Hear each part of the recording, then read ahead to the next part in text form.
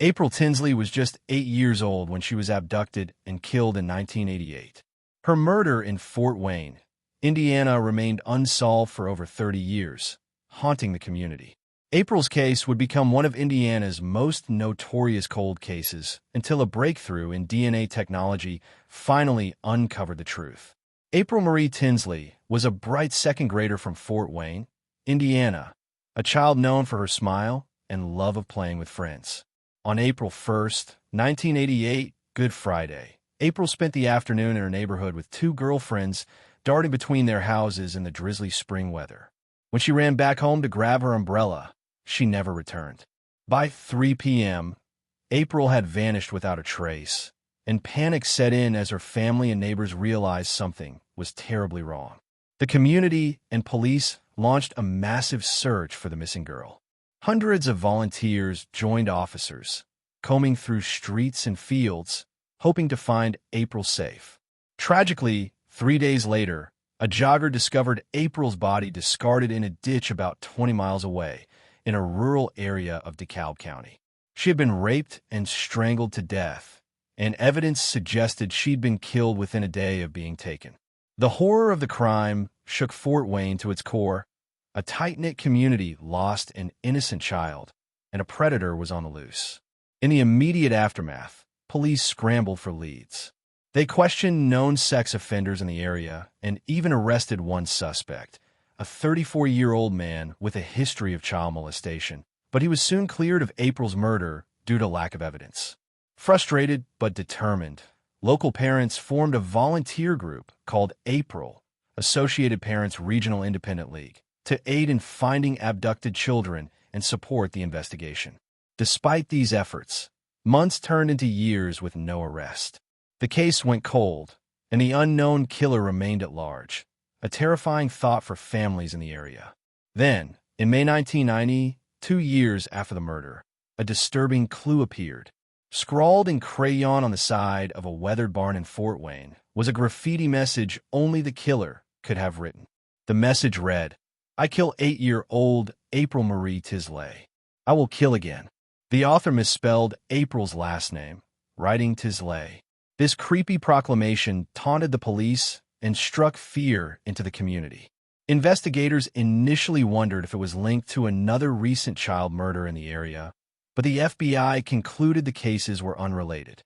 It was now clear that April's murderer was not only unrepentant, but brazenly threatening to kill again, which intensified the urgency to catch him.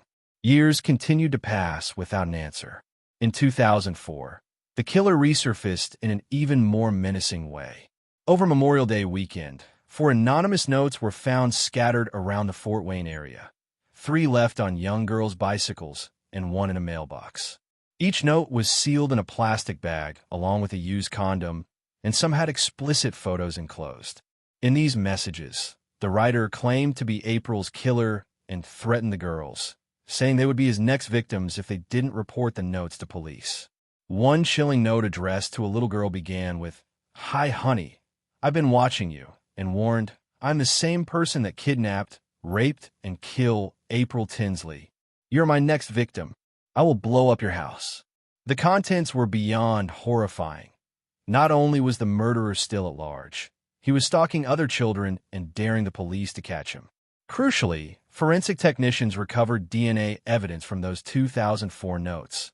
The used condoms contained the perpetrator's semen. When tested, the DNA matched the profile from April Tinsley's crime scene.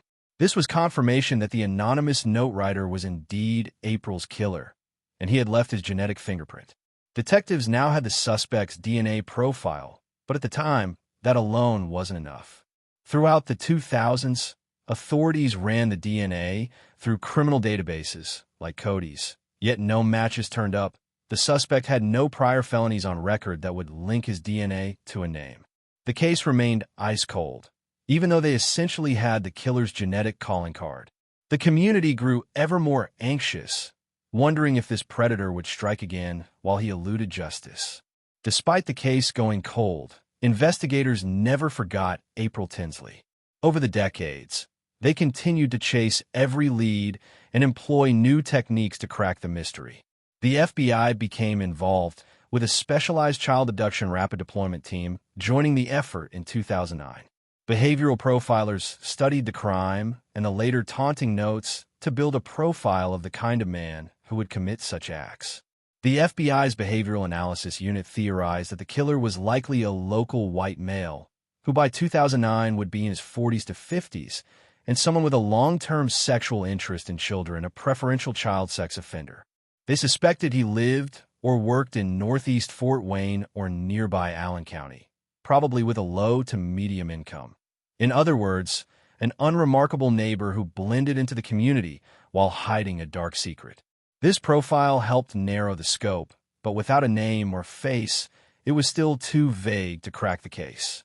Investigators also leveraged emerging forensic technology.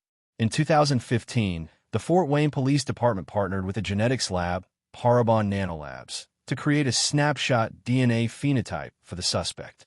Using the DNA sample, Parabon generated a composite image predicting what the killer might look like, including traits like ancestry, hair color, eye color, and facial structure. The resulting DNA-based sketch of a middle-aged white male was released to the public in hopes that someone might recognize the face. Unfortunately, no definitive tips came from that image. The man who killed April remained a phantom, hidden in plain sight. Meanwhile, April's story continued to be featured in the media, reminding everyone that the case was still open. It was profiled on shows like America's Most Wanted and Crime Watch Daily, and local news outlets periodically ran updates on anniversaries of her death. April's mother, Janet, never stopped pushing for justice. On the 30th anniversary of April's death in 2018, Janet spoke to reporters and tearfully posed a question she'd wanted to ask her daughter's killer for decades. Why? What made her stand out the most? It was clear that until the murderer was found, neither the family nor the community could truly heal. Little did they know, 2018 would finally bring the answer that had eluded them for so long. By 2018, a revolutionary crime-fighting tool was gaining recognition: forensic genealogy.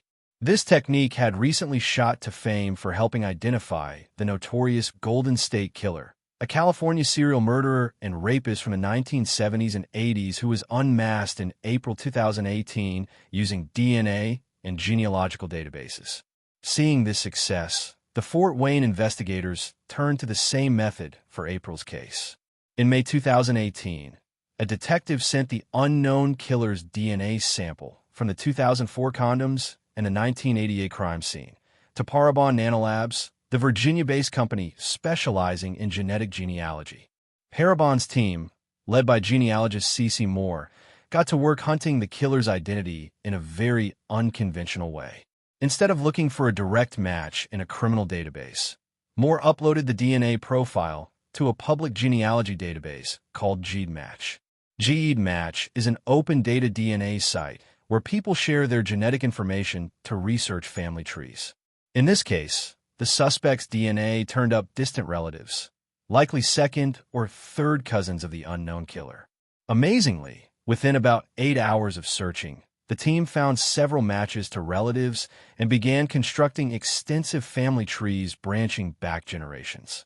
Moore's approach was to build out these family trees and then zero in on any descendant who fit what they knew about the suspect: a white male of the right age, late 50s by now, who lived in or around Fort Wayne.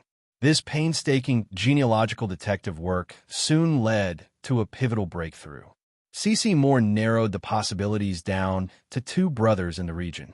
One of them was 59-year-old John D. Miller, a factory worker living quietly in Grable, Indiana, just a few miles from Fort Wayne. Miller had lived in the area for years, flying under the radar. Neighbors described him as a recluse who could be cranky and was often seen coming and going alone. Importantly, Miller's age, race, and location all aligned with the profile of April's killer. Investigators realized they finally had a likely suspect in their sights. On July 9, 2018, police conducted a covert operation to confirm the DNA match. They surreptitiously retrieved trash from Miller's curb, including several used condoms he had discarded. The forensic lab tested the recovered DNA from those items against the DNA from April's case. 3 days later, The results came back.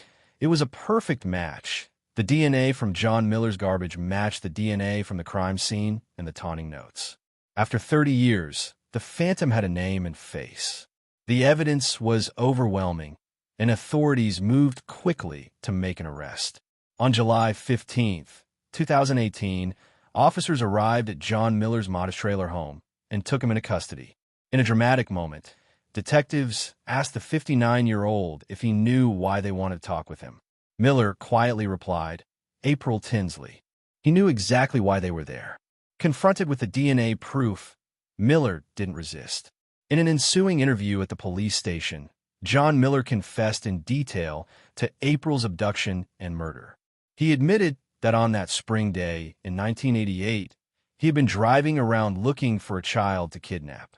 He saw April walking alone and enticed her into his car. He then took her to his trailer, where he sexually assaulted her and strangled her to death with his bare hands. That night, he dumped April's little body in the ditch where she'd later be found. Miller had kept this dark secret for decades, even as he taunted police with those notes, but now the secret was out. News of Miller's arrest sent shockwaves and relief through Fort Wayne. After 30 years of fear and uncertainty, the community finally had an answer. April's family, though grief-stricken that her life could never be returned, at last saw her killer face justice. Neighbors left flowers at April's memorial, and a sense of closure, however bittersweet, fell over the city that had been haunted by this case for so long. As one local sign poignantly summed up, the community had been haunted by this murder for 30 years, and now they could begin to heal. In court, John D. Miller was charged with murder, child molestation, and confinement. Initially, he pleaded not guilty, but with a mountain of evidence against him, he soon changed his plea. In December 2018, Miller formally pleaded guilty to the kidnapping, rape, and murder of April Tinsley. A judge sentenced him to 80 years in prison, 50 years for the murder and 30 years for the child molestation. Given his age, this was effectively a life sentence. Miller will be in his 90s before he could ever be eligible for release, and Indiana authorities have made sure he will never walk free to hurt anyone again. For Janet Tinsley and her family, justice delayed was not justice denied. They finally got the answer to who killed April, though the question of why may never be fully understood. April's mother had spent years imagining this moment, and though it was a mix of sorrow and relief, she at least saw the man responsible locked away. The breakthrough in April's case has since inspired hope for many other cold cases. It demonstrated the power of DNA technology and determined investigators, showing that no matter how much time passes, there's always hope that the truth will emerge. 30 years after a little girl's life was cruelly taken, DNA and genealogy delivered justice and a measure of peace to a community that will never forget April Tinsley. If you found this case compelling, here are a few ways to support and engage with our channel. 1. Like this video if you believe justice was finally served for April. 2. Subscribe for more deep dive true crime stories. We release new cases every week. 3. Comment below with your thoughts on this case or any other cold case solved by DNA that fascinates you. 4. Share this video with others to show how modern science is catching criminals who once thought they got away. 5. Join our community by hitting the notification bell so you don't miss our next true crime episode.